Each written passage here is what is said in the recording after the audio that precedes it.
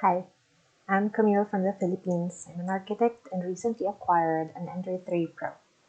I've been interested in 3D printing since 2012 when I first saw one in action in Thailand. Now that I have one, I plan to know everything there is to know about additive manufacturing so I can move on to more complicated custom or bespoke models and prints. Right now, I'm interested in printing toys like these mazes and planters like this, which I use as a pen holder. I've been working with modeling software since university days and have tried my hand in modeling for 3D print.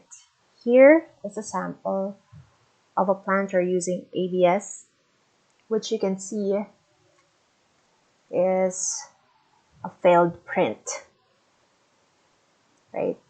But it works well as a planter anyway. So I'm also interested in moving into larger scale prints like life-size houses and find ways to make it accessible to the Philippine market. There are many companies who already use concrete mixes for these sorts of projects, and they want to be able to develop something similar to their system.